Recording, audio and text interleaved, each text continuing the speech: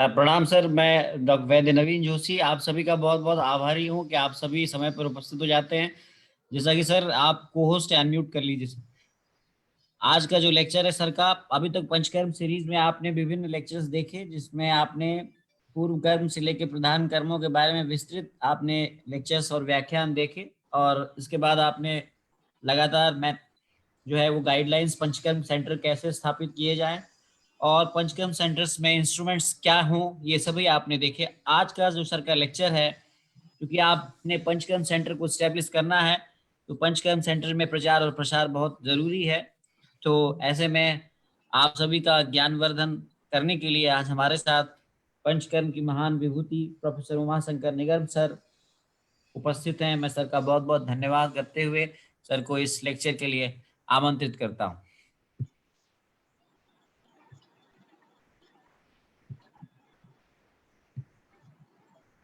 ठीक 4 बज चुके हैं। जैसा कि डॉक्टर नवीन जी ने बताया कि पंचकर्म का प्रचार प्रसार किया जाना बहुत आवश्यक है। सभी जो जनता जनार्दन है उनको ये पता होना चाहिए कि पंचकर्म क्या है, पंचकर्म के माध्यम से किस प्रकार का ट्रीटमेंट होता है। कई इसमें भ्रांतियां भी व्याप्त है, उनको भी दूर करना चाहिए। और इसके लिए हमें समय समय पर एक शिविर का आयोजन करें, किसी प्रसिद्ध चिकित्सक को बुलाएं, उससे प्रचार प्रसार होगा। साथ साथ में एक अच्छा ब्रोशर आप बनाएं जिसमें पंचकर्म के बारे में सारी जानकारियां हो। पंचकर्म का मेथड क्या है, मान लीजिए हम नाड़ी शोध कर रहे हैं तो नाड़ी शोध क्या है, किन किन रोगों में लाभ करता है, ऐसा कलरफुल एक बढ़िया ब्रोशर तैयार करें जो कि आपके रिसेप्शन में होना चाहिए, ताकि पेशेंट उनको देख करके पंचकर्म के बारे में जानकारी प्राप्त कर सके। दूसरा महत्वपूर्ण यह है कि अपने रिसेप्शन हॉल में टीवी के माध्यम से इस ब्रोशर को हमेशा प्रसारित करते रहें, ताकि रोगियों को ये पता चले शिरोधारा क्या है, शिरोवस्ती क्या है, सस्तिकशाली शोध क्या है, इसके लाभ क्या है। और तीसरी महत्वपूर्ण है आपके द्वारा किया गया काउंसलिंग। मैं आपसे कहूंगा जब पेशेंट आए तो आप उसको पंचकर्म से संबंधित जानकारी दीजिए, लेकिन तत्काल पंचकर्म मत स्टार्ट करें। एक आध हफ्ता आप समसमन ट्रीटमेंट देवे, धीरे धीरे आप काउंसलिंग करें। आपके ओपीडी में अन्य पेशेंट आते हैं, उनसे उनकी चर्चा कराएं। साथ में जैसा मैंने बताया टीवी के माध्यम से इस ब्रोशर को निरंतर प्रसारित करते रहना चाहिए, ताकि जो पेशेंट है वो पंचकर्म के प्रति फैमिलियर हो जाए। आम चिकित्सकों की यही शिकायत है कि पंचकर्म के लिए लोग तैयार नहीं होते हैं। ऐसा नहीं है, ये आपके सामर्थ्य के ऊपर है। आप किस प्रकार काउंसलिंग पेशेंट की करते हैं उसके ऊपर डिपेंड है। साथ साथ में आपका जो रोगी होता है वो सबसे अच्छा प्रचारक होता है। अगर रोगी का आपका बिहेवियर अच्छा रहा, आपके जो अटेंडेंट है उनका बिहेवियर अच्छा रहा और विधि पूर्वक आपने पंचकर्म कराया, किसी भी प्रकार के व्यापद नहीं है, तो निश्चित रूप से वो जो पेशेंट है वही आपका प्रचार का काम करता है। इन 3-4 बातों का आपको ध्यान में रखना है। पंचकर्म सेंटर स्थापित करना आसान है, चलाना कठिन है। आपको सारे अपने शहर में जो प्रैक्टिस कर रहे हैं पंचकर्म की या संश्रमण चिकित्सा कर रहे हैं, केवल पंचकर्म नहीं कर रहे हैं, उन चिकित्सकों से आप संपर्क साधिए, उनको समझाइए कि आप पंचकर्म के लिए पेशेंट को रिफर करें। और जो धन्वंतरी अंश होता है वो भी उनको मिलना चाहिए। तो इससे एक दूसरे में आस्था बढ़ेगी, एक दूसरे की प्रैक्टिस चलेगी। ऐसा करने से निश्चित रूप से आप लाभान्वित होंगे। जैसा कि आप देख रहे हैं, तमाम सारी प्रक्रियाएं एक ही स्लाइड में मैंने डाल दी हैं। अलग अलग अपन बाद में चर्चा करेंगे, लेकिन ये आप अपने टीवी स्क्रीन में इसको प्रचारित प्रसारित करें। जैसा कि आप जानते हैं, पूर्व कर्म के रूप में स्नेहन और स्वेदन, उसके पहले पाचन कर्म हम करते हैं। प्रधान कर्म के अंतर्गत हमने रक्त मोक्षण को समाहित कर दिया है। इस दृष्टि से वमन कर्म, विरेचन, बस्ती, नस्य और रक्त मोक्षण, ये पंचकर्म की विधाएं हैं। तो ये हमेशा आपके टीवी स्क्रीन में आते रहेंगे, तो रोगी जो है इससे फेमिलियर हो जाएगा। सबसे पहले है ओलिएशन, स्नेहन। ये खासतौर से न्यूरोलॉजिकल डिसऑर्डर्स, वातव व्याधि, joint disorders, dryness of body, constipation, neuromuscular और स्केलेटल डिसीजेस, विभिन्न प्रकार के वेदनाएं जो बॉडी को होते हैं, वो फटीग, क्रॉनिक फटीग सिंड्रोम, ये एक सामान्य व्याधियां हैं जो कि पेशेंट को होती हैं। इनको विधिवत जानकारी आप देते रहे। स्नेहन में बेनिफिट्स हैं, एनहेंसेस द ब्लड सर्कुलेशन, मालिश करने से स्थानीय ब्लड सर्कुलेशन बढ़ता है, जिसकी वजह से नरिशमेंट होता है टिश्यूज का, और अनवांटेड मेटाबॉलिक जो वेस्ट है वो बाहर निकलते हैं। मसल्स का टोन इंप्रूव होता है, टोनिसिटी बढ़ती है, मसल में ताकत की उत्पत्ति होती है।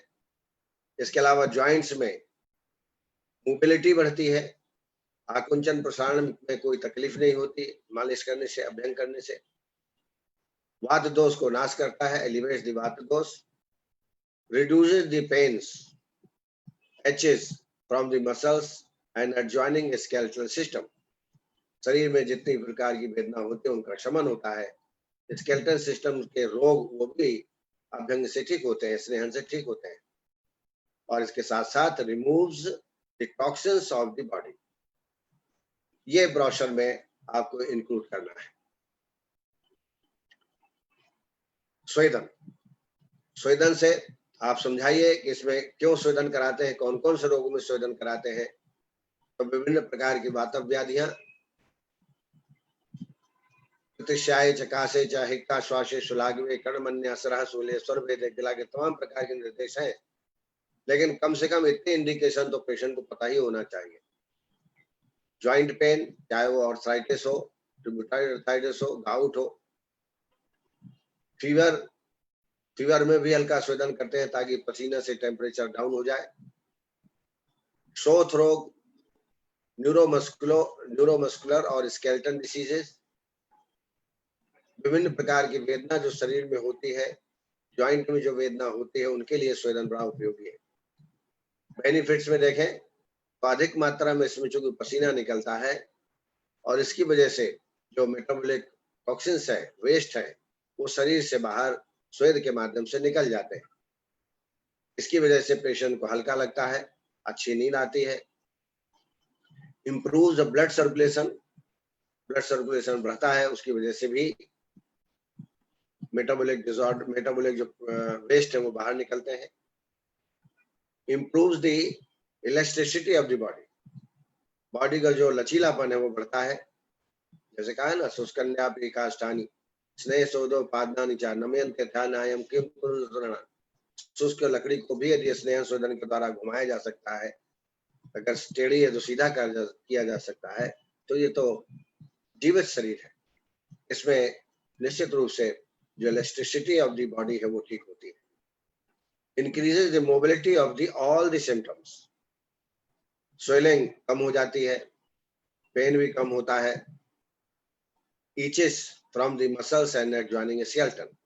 तो ये स्वेदन के बारे में रोगी को जानकारी होगी तो निश्चित रूप से आगे वो ट्रीटमेंट में करने को आएगा।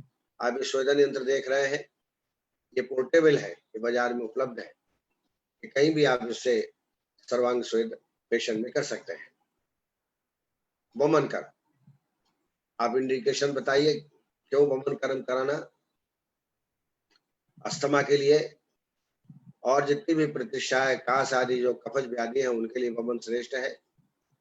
एसिड पेप्टिक डिसऑर्डर्स, अम्ल पित्त, ड्यूडल अल्सर, गैस्ट्रिक अल्सर, तमाम प्रकार के स्किन डिसऑर्डर्स, सोरियोसिस, एक्जिमा, दद्रू, एलर्जिक प्रॉब्लम और सोरियोसिस, इन सब में वमन कराना चाहिए। क्या फायदे हैं इसके?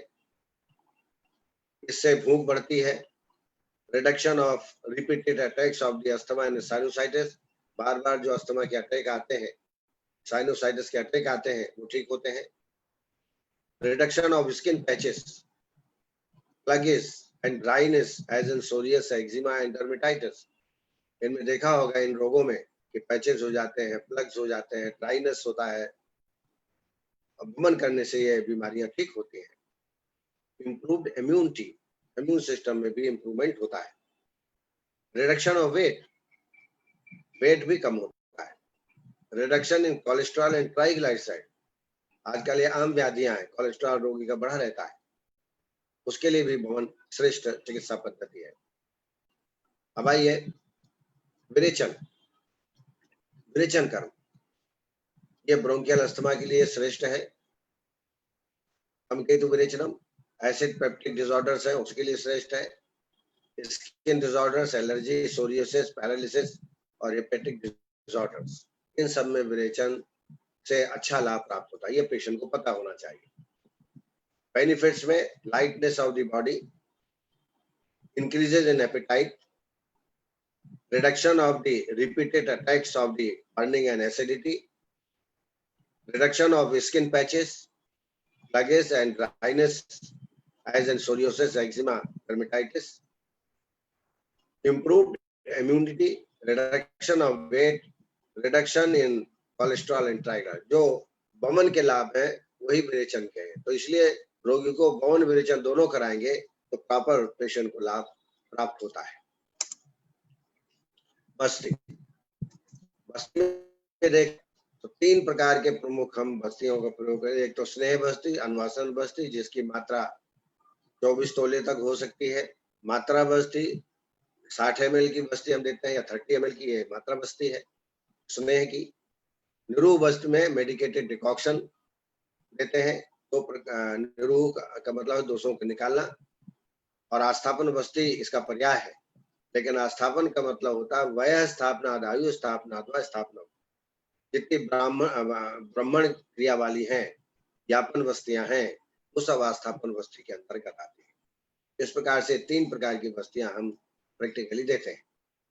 अनुवासन बस्ती, इसके इंडिकेशन है paralysis, arthritis, बैकएक, constipation, irritable bowel syndrome IBS, neurological disorders, diseases of the brain, avascular necrosis of the bones, dryness of the body, ectopic condition of the muscles।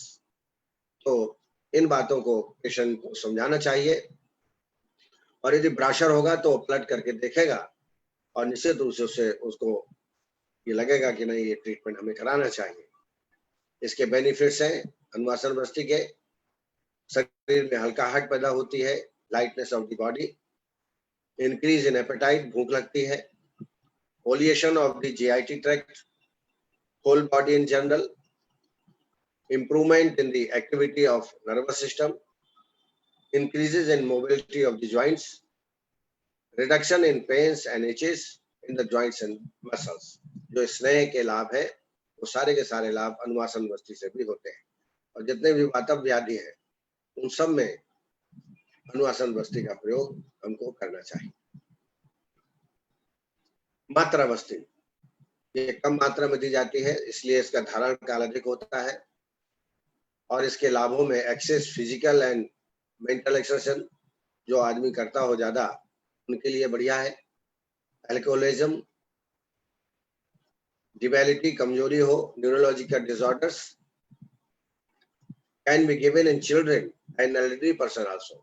अनुवासन बस्ती का प्रयोग हम छोटे बच्चों को और बुजुर्गों को भी कर सकते हैं। इसके बेनिफिट्स हैं एडमिनिस्ट्रेशन ऑफ द मात्रा बस्ती promotes strength, body weight, then help in eliminate to waste product and alleviates vataja diseases. वातज रोगों के लिए भी बड़ी श्रेष्ठ चिकित्सा मात्रा बस्ती के द्वारा की जा सकती है। इसका कोई लिमिट नहीं है, 11 बस्ती लगातार दे सकते हैं, 21 बस्ती लगातार दे सकते हैं। निरूह बस्ती, निरूह बस्ती पैरालिसिस में अच्छा लाभ करती है, आर्थराइटिस में विभिन्न प्रकार के, खासतौर से रूमेटॉइड आर्थराइटिस और gout, बैकएक, constipation, irritable bowel syndrome, neurological disorders, disease of the brain, avascular necrosis of the bones and obesity। ये निरूह बस्ती के क्षेत्र हैं जहां अच्छा लाभ करती है। इसके लाभ क्या है? तो lightness of the body, body में हल्काहट लगती है, लघुता लगती है, भूख बढ़ती है, increases in appetite, complete evacuation of the bowels, bowel पूरी तरह से क्लियर हो जाते हैं, मतलब प्रवृत्ति साफ होती है।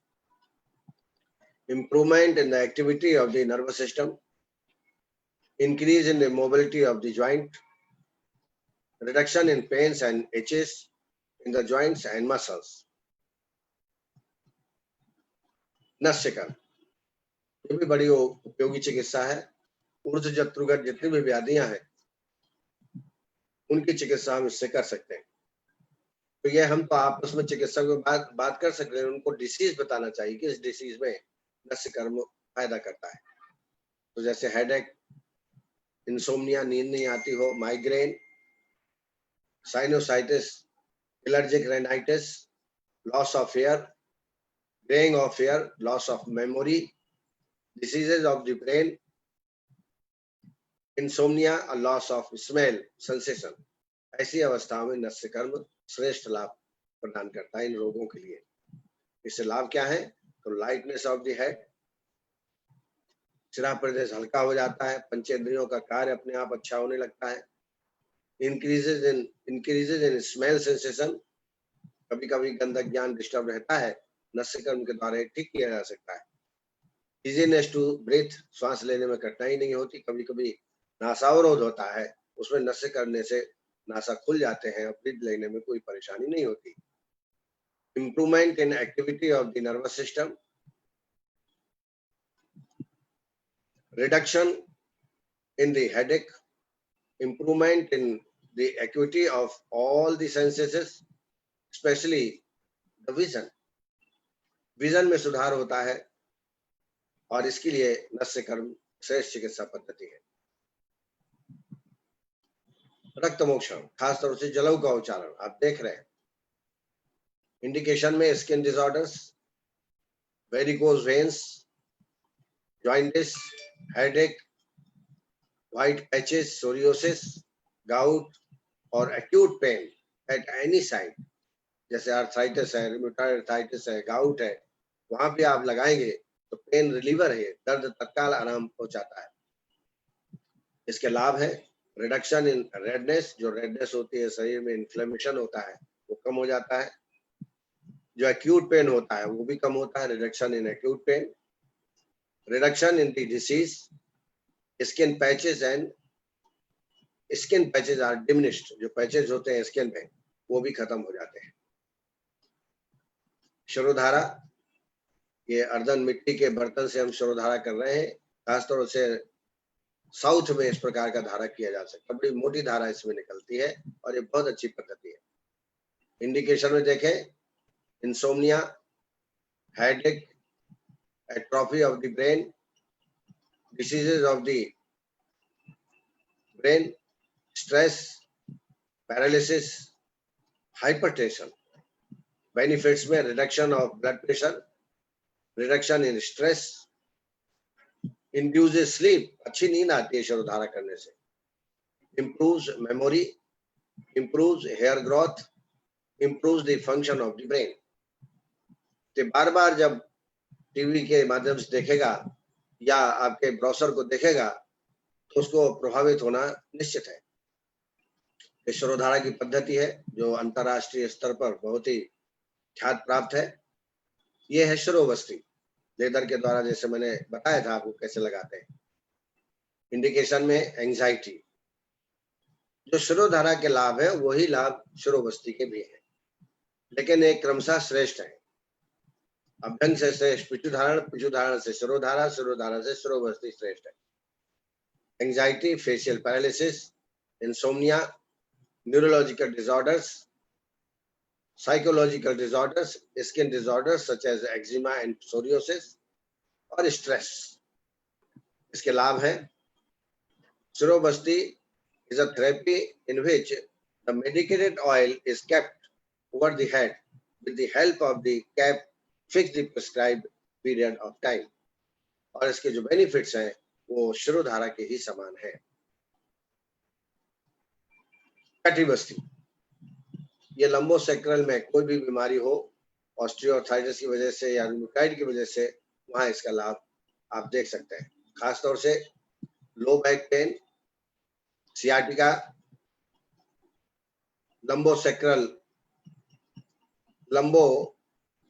lumbar spondylitis, ankylosing of the spondylitis, slip disc, degeneration of the vertebral disc, खासतौर से lumbar और sacral, paralysis of the lower body due to defect of the spinal cord, इन सब में कटिबस्ती का उपयोग अच्छा है। इसके लाभ क्या मिलते हैं, बेनिफिट्स क्या हैं इसके? Reduction in low back pain, improvement in movement of the backbone, better exercise to tolerance, better exercise tolerance, अगर कोई व्याधि है लंबोसेक्रल में तो आप एक्सरसाइज नहीं कर सकते। इंक्रीज्ड कैपेसिटी और डिक्रीज वीकनेस, कमजोरी जो होती है वो भी पेशेंट को दूर होती है। यह है ग्रीवावस्थी,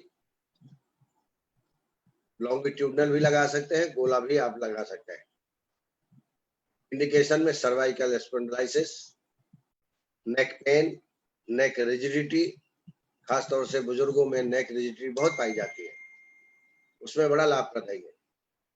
बेनिफिट्स में रिडक्शन इन सर्वाइकल पेन, जो सर्वाइकल पेन है उससे कमी होती है।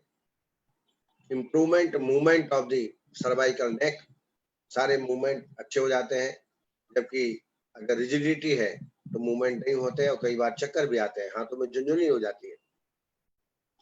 Relieves snake stiffness, decrease weakness, ज्यादातर लोग जो कंप्यूटर में काम करते हैं, सिटिंग ज्यादा करते हैं, उनको निश्चित रूप से नेक में रिजिडिटी और स्टिफनेस हो जाती है। ऐसी अवस्था में आप कटिबस्ती जरूर देंगे, ग्रीवावस्थी जरूर देंगे। यह है जानुबस्ती, खासतौर से उसको ऑस्टियोआर्थराइटिस में ये बहुत ही लाभप्रद है। नी पेन हो, osteoarthritis of knee, rheumatism, subluxation of the knee ligament, ligament syndrome, ligament tear, इन सब में जानुबस्ती का प्रयोग बहुत अच्छा है। तैल अलग अलग रोग के अनुसार से अलग अलग प्रयोग करते हैं। धारण काल कम से कम 45 मिनट तक होना चाहिए। इसके जो बेनिफिट्स हैं, reduction in knee joint pain, improvement in movement of the knee joint, better exercise tolerance, increased capacity, decrease weakness, reduction in the swelling of the नी। तो इतने लाभ आपको जानुबस्ती से प्राप्त होते हैं। यह है हृदयबस्ती, खासतौर से heart failure, ischaemic heart diseases, valvular heart diseases, cardiomyopathy और पाल्पिटेशन यदि बढ़ जाए ऐसी अवस्था में, और खासतौर से एंजाइना पेक्टोरिस में इसका लाभ ज्यादा है। Benefits, reduction in chest pain और एंजाइना, एंजाइना में बहुत लाभ प्राप्त होता है, वेदना भी कम हो जाती है। इम्प्रूवमेंट इन कार्डियक आउटपुट, जो कार्डियक या सर्कुलेशन है वो अच्छा बढ़ जाता है। बेटर एक्सरसाइज टॉलरेंस आप कर सकते हैं। Increased capacity, decrease weakness. हृदयबस्ती भी बहुत ही उपयोगी चिकित्सा है। अकॉर्डिंग टू डिसीज हम तैल घृत का अलग अलग चयन करते हैं, चंदन बड़ालाक्षाई तैल, महामास तैल। यह जो हृदय औषधियां हैं, हरित की, वसा, रासना, पिपली, नागरो, धौम, सटी पुष्कर मूलोत्तम चूर्णम हृदयनाशम। तो ये ट्रीटमेंट करने से न तो किसी प्रकार का व्यापद होता है, तो पेशेंट को बार बार दिखाइए और समझाइए, तो कम से कम जो एक्सटर्नल पंचकर्म है वो प्रारंभ कर दे जाएगा, और धीरे धीरे जब देखेगा लाभ है तब वो वमन विरेचन भी आपसे कर सकता है। नेत्र तर्पण indications: myopia, hypermetropia, retinal diseases, muscular degeneration, macular degeneration, loss of vision, loss of visual acuity. नेत्र से संबंधित बहुत सारी व्याधियां, जैसे लैक्रिमल ग्लैंड में जूस स्राव बंद हो जाता है, कई बार ये करने से स्राव चालू हो जाता है। ऑप्टिक डिजेनरेशन हो जाता है, ऑप्टिक नर्व का डिजेनरेशन, उसमें भी नेत्र तर्पण बहुत ही लाभ करता है। बेनिफिट्स है इसके: reduction of the I number, जो आई नंबर है वो कम होना चालू हो जाते हैं, improve of the vision, improvement in the retinal quality. अब इन सब का प्रचार आपको न्यूज के माध्यम से, टीवी के माध्यम से, रेडियो के माध्यम से, शिविर का आयोजन कर उसके माध्यम से, ये सब जो महत्ता है, जो उसकी स्पेशलिटी है पंचकर्म की, वो आपको बतानी चाहिए। पिंड श्वेत, पत्र पिंड श्वेत जिसको कहते हैं, वैसे कई प्रकार के श्वेदन है इसमें। ये आप पिंड श्वेत देख रहे हैं, पत्र पिंड श्वेत आर्थराइटिस में, गाउट में, पैरालिसिस में, स्पॉन्डिलाइटिस में, बैकएक, पोलियो, इन सब में इसका प्रयोग करते हैं।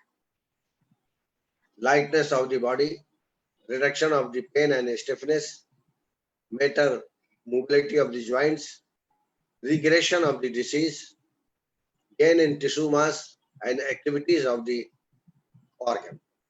और भी कई प्रकार के पिंड श्वेत हैं, जैसे बालुका श्वेत, इसमें आमवात की जो नवीन आमवात है उसको बालुका श्वेत करते हैं। आप बालू को लेकर गर्म करें, उसकी पोटली बनाएं, उसे सेक करें, इसको बालुका श्वेत। षष्टिक्षारी श्वेत, तिलमास पिंड श्वेत, ये मैं आपको बता चुका हूं कैसे बनाते हैं।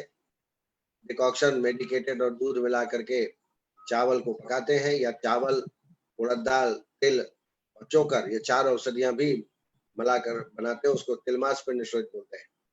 पत्र पिंड श्वेत में लीव्स, जो मेडिसिनल लीव्स हैं उनको लेते हैं, जैसे एरंड पत्र है, निर्गुंडी है, अर्क पत्र है, अड़ूसा है, निम्ब है, इनके पत्तों लेकर पत्र पिंड श्वेत करते हैं। चूर्ण पिंड श्वेत, दसमूल चूर्ण या अन्य पंचकोल चूर्ण बना करके पोटली बनाते हैं, और उसको फिर गर्म तेल में भिगो करके और मसाज की जा सकती है, उसको चूर्ण पिंड श्वेत बोलते हैं। तो रोगानुसार कौन सा आपको पिंड श्वेत करना है, ये चयनित करके आप उसको आप कर सकते हैं। पिछले क्लास में मैंने बताया था पादाभ्यंग। पादाभ्यंग, इससे पेशेंट को बहुत अच्छा लगता है, और जो पैरों से संबंधित व्याधियां हैं वो भी ठीक होती हैं। तो पादाभ्यंग जरूर पेशेंट का करें, और ये इसके इंडिकेशन है: एंजाइटी, डिप्रेशन, डायबिटिक न्यूरोपैथी, ये बहुत आम व्याधि है। हाथ पैरों में जलन, न्यूराइटिस हो जाती है, पादाभ्यंग से ठीक हो सकती है। इंसोम्निया, कई व्यक्ति हमारे बुजुर्ग जब तक उनकी पैर की मालिश करें तो नींद नहीं आती है, तो इसके मालिश करने से अच्छी नींद आती है। हेमीप्लीजिया एंड पैराप्लीजिया, इससे भी लाभ होता है। Strains, cramps, numbness of the feet and legs, roughness and cracking of the feet. आपने देखा हो कई लोगों को ठंडियों में एड़ी फट जाती है, इवन गर्मियों में कई लोगों की एड़ियां फटती हैं। अगर उसमें इस प्रकार मसाज की जाए तो निश्चित रूप से लाभ होगा। दूसरा, बागभट्ट ने कहा है कि बाद में फीट में 4 ऐसे नर्व्स होते हैं जिनका सीधा संबंध शिरा प्रदेश से होता है। तो अभ्यंग यदि शिरा प्रदेश पाद में करते हैं, पादाभ्यंग करते हैं, तो इसका इफेक्ट जो है वो ब्रेन में भी पहुंचता है, और इससे बड़ा रिलैक्सेशन महसूस होता है। ये 2 चीजें आप जरूर आप चालू करिए, एक तो पादाभ्यंग जिसको हम फुट मसाज कहेंगे, और शिरो अभ्यंग जिसको हम हेड मसाज कहेंगे। 2 मसाज तो आप चालू कर दीजिए, इसमें कोई खर्चा नहीं है, टेबल आपके पास होगी ही, पता ही। तो जो ऐसी चीजें हैं जो ओपीडी लेवल में कर सकते हैं वो आप करिए। पेशेंट को समझाइए कि ये इस प्रकार हम ट्रीटमेंट करते हैं और इसमें कोई व्यापक नहीं होते। बेनिफिट्स में relaxes and revitalises the central nervous system इससे मजबूत होता है। Helps maintain eye sights and hearing, आंखों भी मजबूत हो, उनकी दृष्टि भी ठीक हो जाती है। हियरिंग कैपेसिटी बढ़ती है, नहीं तो जनरली 60 साल के बाद हियरिंग में प्रॉब्लम आने लगती है। प्रमोट्स क्वालिटी स्लीप, अच्छी नींद आती है पादाभ्यंग से। इम्प्रूव्स पेरिफेरल सर्कुलेशन, वहां का जो आसपास का सर्कुलेशन है वो इम्प्रूवमेंट होता है, उससे नए टिश्यूज में नरिशमेंट होता है और अनवांटेड जो मेटाबॉलिक वेस्ट है वो शरीर से बाहर निकलते हैं। Removes contraction of the ligament, ligament में जो कॉन्ट्रैक्शन हो गया, टियर हो गया, वो भी इससे लाभ होता है। Vessels and the muscles of the feet, muscles जो पैरों की मसल्स है उनमें ताकत आती है, क्योंकि सबसे ज्यादा जो वेट पड़ता है शरीर में वो फुट पे ही पड़ता है, तो ये मजबूत होना, निरोग होना बहुत ही आवश्यक है। तो इस तरीके से ब्रोशर बनाने के लिए जो मैटर है वो मैंने आपको प्रदान किया है। आप अच्छा इसका कलर्ड फूड ब्रोशर बनाइए और अपने रिसेप्शन में इसको ऐसा करिए कि प्रसारित होता रहे, ताकि जो पेशेंट बैठे हैं आपके इंतजार में वो देखें और उससे प्रभावित हो। तो इन बातों का यदि ध्यान रखते हैं तो निश्चित रूप से पंचकर्म का प्रचार प्रसार होगा और पंचकर्म आयुर्वेद की तो उन्नति होगी ही और इसके पीछे आपकी उन्नति भी होगी, ऐसा मेरा विश्वास है। बहुत बहुत धन्यवाद। नवीन जी। सर आप में से किसी के कोई प्रश्न हो तो आप पूछ सकते हैं। मैं आपको सभी को अनम्यूट कर रहा हूँ, आप बस अपना माइक अनम्यूट करके क्रम से आप सवाल पूछ सकते हैं जी, सभी विषय से संबंधित सवाल हो जी। प्रियंका राज जी, धर्म सिंह जी, प्रदीप जी, विकास जी, वर्णेश साहू जी, रजनी शर्मा जी, पायल जैन जी, मृदुला जी, आप तो इधर जूम पे हैं और इधर व्हाट्सएप पे बहुत सारे सवाल है, सॉरी फेसबुक पे बहुत सारे सवाल हैं। चलिए हम पूछ लेते हैं तब तक। Sir good evening sir. नमस्कार सर, मृदुला सर। हाँ मृदुला जी बोलिए। सर एक पेशेंट को मतलब लॉन्ग साइटेडनेस था and dryness of eyes was there sir. Dryness of eyes. Yes sir. I done akshitarpana with triphala क्योंकि घृता। इसमें लैक्रिमल ग्लैंड प्रभावित है, इसलिए स्राव नहीं हो रहा होगा और इसकी वजह से ड्राइनेस आता है। जो है मुलैठी और अश्वगंधा से सिद्धित तैल का प्रयोग करें। अगर ये ना हो तो आप त्रिफला घृत से भी अक्षितर्पण कराएं और साथ साथ में इंद्रिय वर्धक जो पंचेंद्रिय वर्धक तैल है, अणु तैल है, इससे नस्यकर्म कराएं। 2 प्रक्रिया जरूर कराएं, बाकी जो ट्रीटमेंट आप देते हैं वो देते रहिए। Sir, I done Akshitarpana with Trifala Grutta and Anutaila Nasya and Padabhyanga I done, sir. Yes. Padabhyanga is very necessary for this purpose. Yes, sir. I done Padabhyanga and within 15 to 20 days he got very good relief in... very good. But you should continue because it is not a mere disease. It will take a long time, at least yes. 1 month.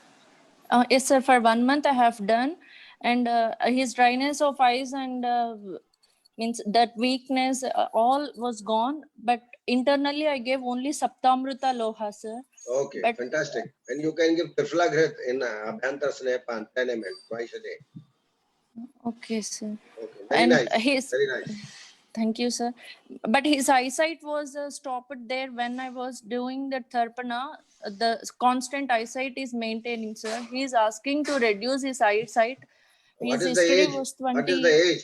30, sir. 30 years. Software. अभी as तो कम ज्यादा नहीं है।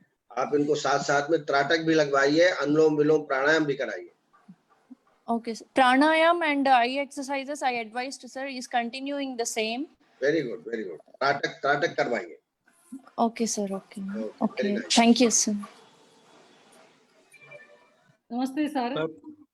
नमस्ते sir. मेरा question ये है कि सर तर्पण विधि में हम लोग त्रिफला घृत यूज करते हैं, उसके अलावा कुछ और यूज कर सकते हैं? हेलो, आवाज नहीं आ रही है आपकी, आवाज नहीं आ रही है। एक तो आप अपना परिचय दे दीजिए उषा जी। हाँ, नमस्कार सर, उषा तबानी जी। हाँ तबानी, आप तो उच्च स्वर में बोलिए, आप धीमा क्यों बोल रही? तर्पण में हम लोग त्रिफला घृत के अलावा और कोई घी और कुछ यूज बिल्कुल, कर सकते हैं सर? रोगानुसार आप चयन करें, जैसे न्यूरोलॉजिकल डिसऑर्डर है, ऑप्टिक डिजेनरेशन है, उसमें अश्वगंधा, शतावरी, मुलेठी, इनसे सिद्ध कर लीजिए तेल को या घृत को, ओके, इससे आप करिए। अच्छा, अश्वगंधा भला तेल से अच्छा। करें। विभिन्न प्रकार के according to disease you can choose it. Okay, use कर सकते हैं, ओके। ओके। और दूसरा मेरा क्वेश्चन ये है कि डायबिटिक पेशेंट है और उसे सोरायसिस है, तो उसका ट्रीटमेंट करने के बाद भी ठीक नहीं हो रहा है, तो उसमें रक्त मोक्षण मना किया है, बराबर नहीं कर सकते, तो क्या करें? सही बात है, क्योंकि जिसको डायबिटीज है, स्किन डिसीज बहुत होती हैं और बड़ी तकलीफ हो जाती है। लेकिन हाँ, यदि पंचकर्म कराया आपने पूरा हवन हाँ विरेचन, सर, हाँ सर, सब हाँ, तो कर। धीरे धीरे जाएगा, आप चिंता मत करें। प्रमेह को कंट्रोल करिए पहली बात। अच्छा, और एक्सटर्नली चाल मोगरा तेल या नीम तेल या करंज तेल दिन में हाँ, 3-4 बार लगाइए कम से कम। अच्छा, और स्नेह वस्ती ज्यादा दीजिए, जिससे रुक्षता कम हो पेशेंट में। और एक मैंने धारा बताई थी, धारा यदि तक्कर धारा कर सके हाँ, तो इसमें ज्यादा लाभ होता है। और तक्कर धारा के लिए जो मैंने सिद्धार्थक स्नान का उल्लेख किया था, मुस्त मदनम त्रिफला करंज आरगवद कलिंग वाह, ये सिद्धि इसमें कुछ अध्याय में ये कढ़ा का वर्णन है। तो इससे सिद्ध करके तक्र धारा कराइए चाल मुगरा तेल का अभ्यंग करने के बाद, तो इससे निश्चित रूप से लाभ होगा। और प्रमेह को कंट्रोल करिए। Okay sir, thank you. Okay. और किसी के प्रश्न है तो आप पूछ सकते हैं जी, वरना मैं सर कोई प्रणाम प्रश्न सर, मैं डॉक्टर पूर्णेश साहू बोल रहा हूँ सर। जी जी सर। सर ये अपन आईटी प्रोफेशनल जो हैं, जो कंप्यूटर में काम करते हैं लगातार, हाँ, उनके लिए पंचकर्म क्या प्रोटोकॉल बना सकते हैं सर, और रसायन में? बिल्कुल बना सकते हैं, क्योंकि ये जो भी आईटी में ज्यादा काम करते हैं, सिटिंग का जॉब रहता है। अब मैं ही 1 घंटे लेक्चर देता हूँ तो मेरे पीछे गर्दन में दर्द होने लगता है। फिर मैं व्यायाम करता हूँ, हलन चलन करता हूँ तो ठीक होता है, स्ट्रेचिंग करता हूँ। तो ऐसे पेशेंट को इसमें एक तो प्रतिदिन वो अभ्यंग करे, सबसे बड़ी बात अभ्यंग करे। अभ्यंग करने के बाद जो एक्सरसाइजेज है, व्यायाम है या योगासन है, जैसे सूर्य नमस्कार वगैरह है, सर्वांगासन है, ये नित्य प्रतिदिन करे। और नस्य कर्म जरूर करे, 2-2 बूंद कम से अणु तेल की दिन में 2 बार डाले, ये इससे अच्छा लाभ होता है। और प्रत्येक सप्ताह अक्षी तर्पण करे और ग्रीवा के पृष्ठ भाग में अच्छी तरह अभ्यंग करा ले। संभव हो तो इसमें पत्रपिंड श्वेत करा ले 1 आध हफ्ते के अंतर। ऐसा प्रोटोकॉल आप बना सकते हैं। उसमें नस्य कर्म, पत्रपिंड श्वेत और ग्रीवावस्थी, इनका प्रयोग आप कर सकते हैं। जी सर, जी sir. Thank you sir, thank you. Okay. Sir, I'm Mridula, sir. One more question I have to ask, sir. Okay. Sir, one migraine patient, I have done Nasya with Anutaila, sir. And internally, I gave her Sutashekar Rasa and Shirashula Vajra Rasa and Godanti Basma, sir. But her the means frequency of the migraine means एक हफ्ते में 2-3 बार आता था, उनको 15 दिन में एक बार, वैसे ठीक हुआ, पर उनको परमानेंट रिलीफ नहीं मिला। मींस उसको क्या करना है सर? इसमें एक तो माइग्रेन है, इसमें मैंने एक नस्य कर्म बताया था आपको, केसर सिद्धित दुग्ध। केसर 5 ग्राम ले लीजिए और घी में भून लीजिए और 5 ग्राम शक्कर मिला के उसको पीस लीजिए बारीक। और इसको एक शीशी में भर कर रख लीजिए। एक डोज जो है 250 मिलीग्राम है, 250 मिलीग्राम निकाल करके और दूध में घोल लीजिए, आधा चम्मच 1 चम्मच में, क्योंकि मात्रा इसकी 6 बूंद है। 6 बूंद दोनों नासों में आप दिन में 2 बार डालें, प्रातःकाल और सायंकाल। और साथ साथ में औषधि में वातकुलांतक, सरासूल बज्जड़ी रस और सूत शिखर, इसमें वातकुलांतक और मिला दीजिए। Okay sir, okay sir. और ज्यादा सीवियर हो तो योगेंद्र रस मिला सकते हैं आप इसमें। इसको लगातार दीजिए। और एक चरक की सिफेग्रेन आती है, सिफेग्रेन, ओके सर, टैबलेट, ओके और सर। उसमें नस्य के लिए भी एक ड्रॉप आता है, तो वो भी अच्छा प्रयोग है। तो बदल करके 15-15 दिन में ट्रीटमेंट बदल करके, और उस पेशेंट को बोलिए कि भाई 2-3 महीना आपको लगेगा, तो निश्चित रूप से ठीक होगा। दूसरा अनुलोमन कराना चाहिए। कई बार क्या है, अपान वायु ऊर्ध्वगत हो जाती है और शराशूल होने लगता है, तो इस बात का भी ध्यान में रखना चाहिए। Okay, sir. Sir, in her history, she was saying that during her menopausal period, she got migraine. Because of DUB, she underwent hysterectomy, sir. After hysterectomy, the severity of the headache was decreased, but migraine is still persisting. Her history was this, sir. So I gave this treatment. So I will add with the sir. Okay, sir. Thank you, sir. It may be due to menopausal जो होता है, उसके जो व्यापद होते हैं उनमें भी ये सम्मिलित है। मैं सर के लगातार जो Thank you, लेक्चर्स sir. देखते हैं, मैं उनके नाम ले लेता हूँ। यहाँ पे बहुत सारे हैं। आशा टंडेल जी कह रही है कि बहुत बहुत सर धन्यवाद, आपका डीप नॉलेज आप देते हैं पंचकर्मा का, और ये हमारे लिए हमेशा मददगार रहेगा। Thank you. Neelam R Chudasama ji America से, इस वक्त वो फ्री होती हैं और आपका लेक्चर रेगुलर देखती हैं, वो गुड इवनिंग कह रही हैं। निगम जी, नाइस इन्फॉर्मेशन, आपको सादर प्रणाम। नीलम जी, आपको भी नमस्कार। शैलेंद्र ठाकुर जी, योगेश महाजन जी, आपके बहुत सारे सवाल आते हैं। आप पिछले लेक्चर भी देखिए, रिकॉर्डेड लेक्चर यूट्यूब पे है। वरुण शॉ जी, सोनल पटेल जी, आप तो यहाँ पे जूम पे भी हैं। सुकुमार जोशी जी, सुनील कुमार जी, आदित्य त्रिपाठी जी, उषा तबानी जी, तो आप यहाँ जूम पे ही हैं। अर्चना वर्मा जी, रेगुलर श्रोता हैं हमारे। ये सब आपके रेगुलर हैं। आप चूंकि उनका नाम लेते थे इसलिए हम ले ले रहे हैं, क्योंकि आप नहीं देख पा रहे हैं, हम यहाँ फेसबुक पे देख रहे हैं। प्रकाश सिंह जी हैं, शैलेंद्र ठाकुर जी हैं, अर्चना जायसवाल जी हैं। आशा टंडेल जी एक सवाल पूछती है, नेत्र तर्पण के पश्चात कर्म के बारे में कुछ इंफॉर्मेशन दीजिए sir. I want to perform netra tarpana on patient having complain of excessive secretion from eyes. Patients की उम्र 49 साल है, फीमेल है, उसके लिए कुछ ट्रीटमेंट गाइड दे दीजिए। नेत्र तर्पण करने के पश्चात सबसे पहले धीरे धीरे ऑयल को या घृत को निकालिए, फिर कॉटन से अच्छी तरह पोंछ लीजिए और सिरा प्रदेश में, कपोल प्रदेश में अच्छी मालिश करिए। मालिश करने के बाद उसको पुटपक को करा जाता है, यानी आप कपड़े को गर्म कर लीजिए या मुख से गर्म कर लीजिए, या थोड़ा गर्म करके और थोड़ा सा सेक करें। और कई बार हम जो चावल, जो पका हुआ वो चावल होता है, उसकी पोटली बना के सेक करते हैं, उससे पेशेंट को अच्छा लगता है। और जो क्लीनता है जो तर्पण के बाद आ जाती है, कई बार वो पुटपक से ठीक हो जाते हैं। पर दो ही विशेष करना है। दूसरा, बहुत लाइट में अचानक न जाए, थोड़ी देर 2 घंटे 1 घंटे आप आराम करें, उसके बाद बाहर निकले। बस यही इसमें पश्चात करना। तो आशा टंडेल जी, आपको जवाब मिल गया होगा। राजकुमार सोनी जी, आयुर्वेदा स्पेशलिस्ट, विकेश महाजन जी, मनोज कमल जी, बलविंदर सिंह मलिक जी, परेश मन्या जी, राजीव मल्होत्रा जी, अस्मिता निर्मल जी, गरिमा गुप्ता जी, आप तो यही हैं। गिरिराज प्रसाद शर्मा जी, प्रकाश नेशूर जी, अनुराधा रेड्डी जी, हेमलता जीएस जी, मनीष खरे जी, वेद्स परीक जी, सलोनी गुप्ता जी, प्रसाद जी, संध्या पांडे जी, आपको मैं जूम का लिंक भेज देता हूं, पर आप ज्वाइन नहीं करते हैं। कभी कभी आ जाया करिए आप। मुड़क्कल वासु जी, हेमंत काले जी, विजय लक्ष्मी जी, चंद्रकला पीजी, सुनजयी जी, जगपाल सिंह जी, शिल्पा पालस्कर जी, आप सभी को बहुत बहुत धन्यवाद।